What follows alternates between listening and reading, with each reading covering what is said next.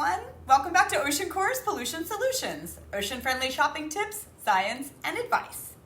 All right, everybody. Today's ocean-friendly shopping tip is a continuation of how we shift our shopping habits to a full life cycle mindset, or considering the product's waste potential at its beginning, middle, and end before purchasing. I know this sounds hard, but you'll get the hang of it, I promise. We left off last week about halfway through the beginning part of the full life cycle shopping story, considering the stuff that happens to an item before you get it and how to reduce pollution at this point. We talked about materials in terms of the resources needed to create them.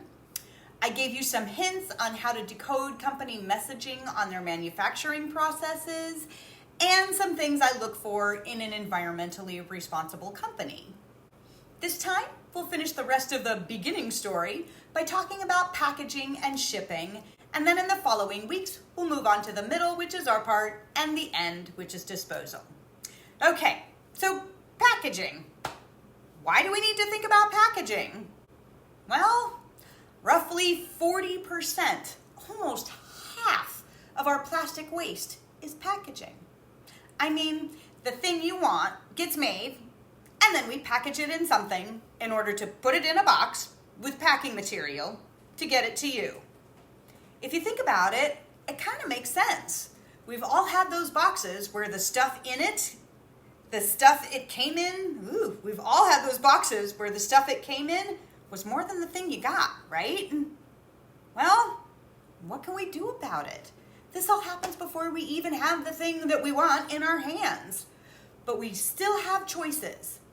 We can be mindful of the packaging it could come in. Make one order with multiple things instead of multiple orders. We can look for companies that care about packaging. And thankfully, these days, more and more companies are realizing that packaging is an issue that we as consumers care about and are using more responsible, sustainable packaging. And they let you know, trust me. It's part of the package-free or zero-waste trend. Yay! But if you're like me, and the majority of your shopping is at the grocery store, not online or at the mall, your percentage of the before-mentioned packaging waste may be fairly low. So for me, the idea of packaging hit me in a totally different way. My biggest source of packaging pollution came from my groceries and what they were packaged in. The fun part is, making changes in this scenario also created the biggest reduction in my own personal plastic waste stream. For example, milk.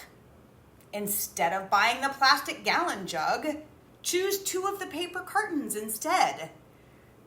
Cream cheese. Go back to the old paper box and foil instead of the plastic container. Juice. Anyone remember frozen concentrate? There's much less waste, and it's way better than the plastic jug. Butter. Chuck the plastic container and revert back to stick butter on a glass dish. Drinks. Choose cans and glass containers over plastic bottles. This does limit the number of choices, but I find I still have plenty to choose from. Eggs.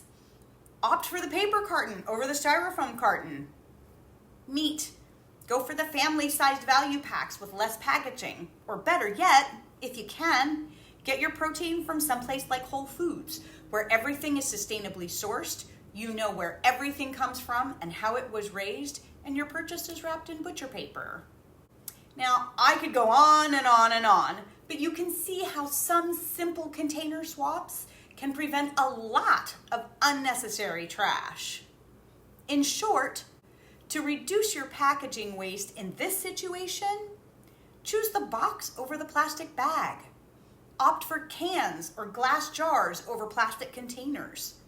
Choose fewer processed and prepared foods since they have to be packaged for safety. Sometimes you need to spend a touch more to avoid plastic.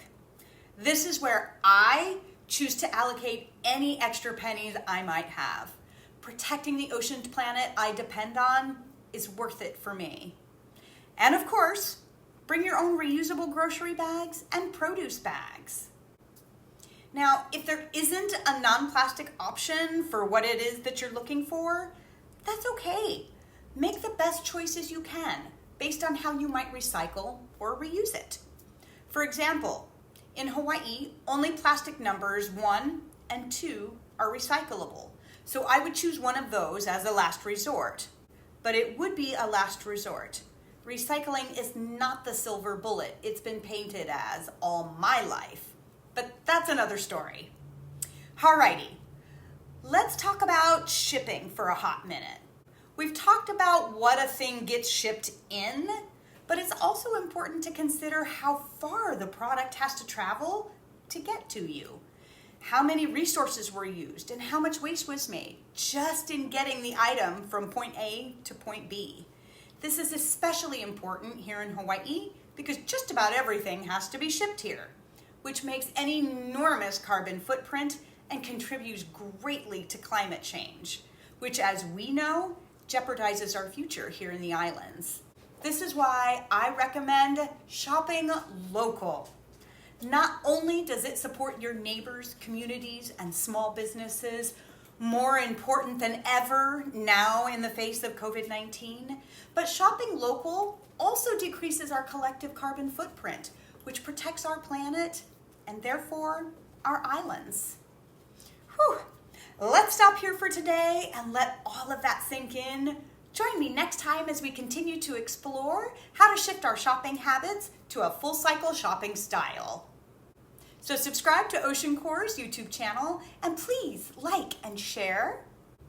Help OceanCore continue to grow by visiting Nara Treasures on Etsy and making a 30% donation by way of purchase. And most importantly, whatever you learn here, share it forward. I'll see you next time.